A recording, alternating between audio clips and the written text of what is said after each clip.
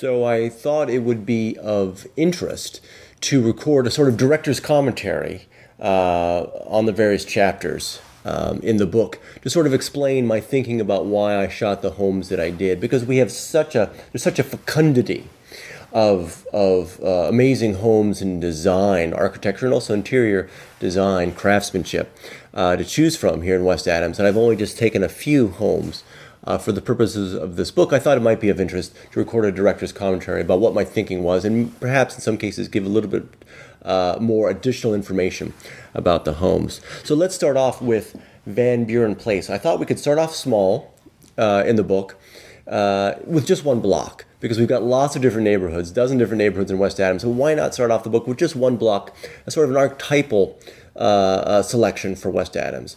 And that's why I've chosen Van Buren Place, because for me it is archetypal for three reasons. Number one, the homes themselves. You've got, in this one block, I believe, if not every home, then 9 out of 10 homes are a recognized historic national landmark designated, right? Every single home has got this plaque on it.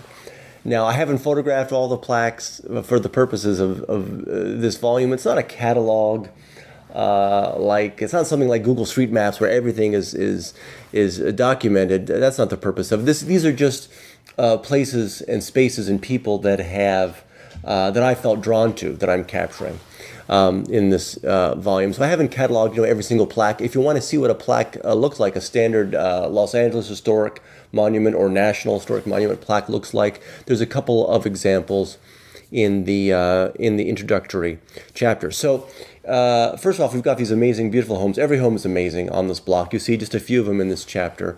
And there's a great example of Frank Tyler. And I wanted to include that because, again, the archetypal idea of a West Adams home. Frank Tyler was an architect who worked locally in this area, and his homes are dotted throughout West Adams. And you can see many of his designs with variations over and over again. And of course, we're all used to that now. We think about the suburbs and the sprawl where it's just like one design, just replicated over and over again, and sometimes it's flipped. So you have the stories of people growing up in the suburbs, and they go to their friend's house, and it's exactly the same, and maybe again just flipped, right? And you could argue, well, isn't this the same thing? It's the same home over and over again, but there is such an exuberance. Again, I use the word fecundity. There was such a space created for exuberance. Imagine we're out here in the West. We're not back east in New York where things are more staid, right? People, you think about the U.S. and the expansion westward. There was a space out here in L.A. for exuberance, because even if you use a kit or a plan that you've purchased, for instance, if you look in the Adams Boulevard chapter, the A.E. Kelly home on Adams, which is a fantastic home, it's from a kit. But even if you purchase a plan, somehow being away from the accepted centers of power, right, from the Washington, D.C., from the New Yorks, from the Chicagos, being out here in the West allowed a space, a freedom to go, you could argue, overboard. Or you might say, yeah, these homes are too much. It's like an explosion in a kitsch factory.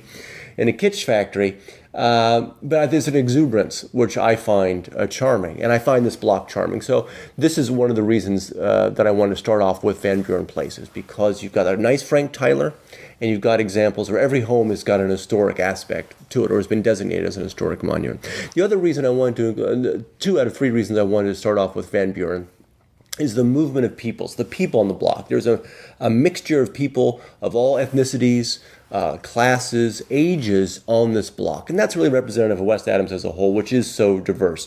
When it started out in the 1880s, the West Adams, you think about all the wealthy white folk that moved in. It was the Beverly Hills, right?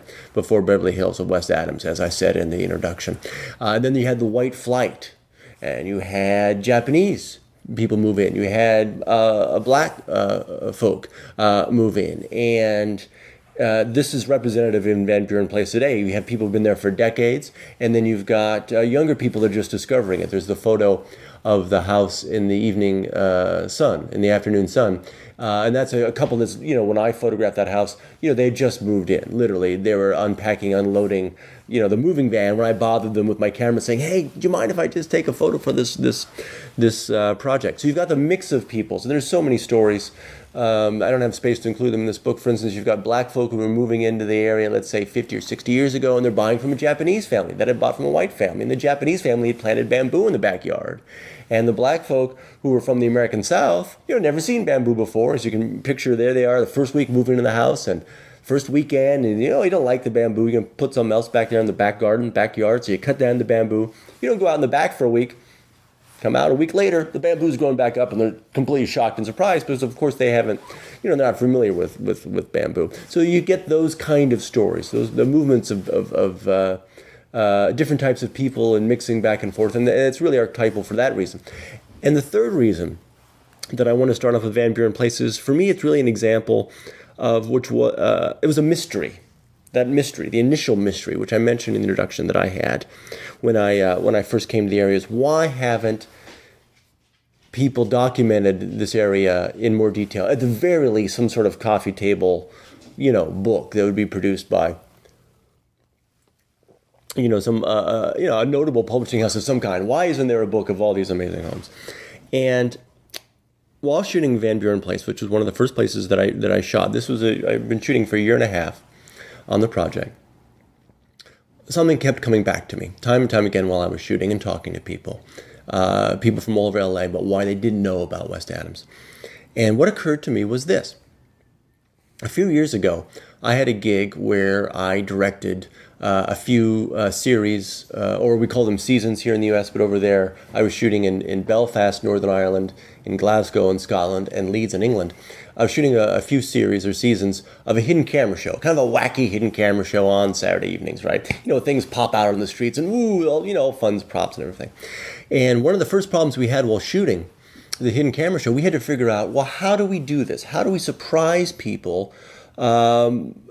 How do we make sure that people don't see that we've got all these cameras? We weren't shooting with tiny little cameras. We had big, this is the BBC, big giant cameras mounted on tripods with thick cables, 2 or 3 of them, with tents and cameramen, and everybody's rigged up, and we've got, imagine, a bunch of assistants, people to get releases from people to make sure it was okay, people to stop traffic, runners to bring people lattes. I've got me in a truck with editors and sound guys, and so imagine 15 or 20 crew, right, plus thick cables and cameras. How do you hide all this? Let's say you're shooting in a little park area, and we shot in Belfast, which is not a big town in Northern Ireland. How do you hide all this? How do you hide this from people so you can play pranks on them? And we quickly discovered something, a very simple trick. All you had to do was, let's say you've got one of your assistants or camera guys or what have you, even though he's got all this obvious TV equipment, all you have to do is just put him in like a sanitation worker's jacket, or they'll put a little men working sign or a little hard hat, and people don't see anything. And it's not a case where they'll walk down, again, like in a beautiful park or city setting, and look at all this equipment, but see the men working sign and go, oh, gee, that's just some sanitation worker, some construction's going on, I'm not going to pay attention. People literally do not see it. It doesn't reach the conscious center of the brain. So it's some sort of autonomic thing where it just gets processed out. And this brings up a lot of questions about class, for instance. Is that considered a lower class thing? Is it a wage different? A lot of different interesting questions. But this is all we had to do. And I'm reminded of this here in West Adams, wondering why haven't people that, and we think of it as an elite, we think of the media as an elite still in the conversations we have in this country. Why haven't the media documented West Adams? And I think it's because when you go down, as Steve Wallace says, the commercial corridors, he says he's a resident of Harvard Heights, so you can hear him talk in the Harvard Heights chapter. When you go down the commercial corridors, you see things that would lead you to not expect to see anything of beauty, because the architecture is boring and bland or shabby, right? There's not a Whole Foods. Again, we think about class differences. People are going to expect to see fancy homes if there's fancy stores like Whole Foods or Trader Joe's, what have you. Because you don't see that, because that's not there, it doesn't matter if there's incredible homes right there, like in Van Buren Place. You can go right by it, even if you look to your left or to your right on the main street, and you can see, through the trees or through the gate, some amazing, beautiful homes. You still don't see them. You don't expect to see them. You're in an area where you don't think that they're going to be. And this is why this incredible, beautiful place has not been documented as far as I can see. So those are the 3 reasons that I want to start off with Van Buren Place. the homes like the Frank Tyler, the amazing, beautiful homes, the movement of peoples being archetypal for the area. And also it's a good example of why, even though there are all these amazing homes right next to a main street, people still don't see them. I hope this has been of interest. In the subsequent chapters, I'll talk in a little more detail about some of the photographs and some of the homes that I've documented.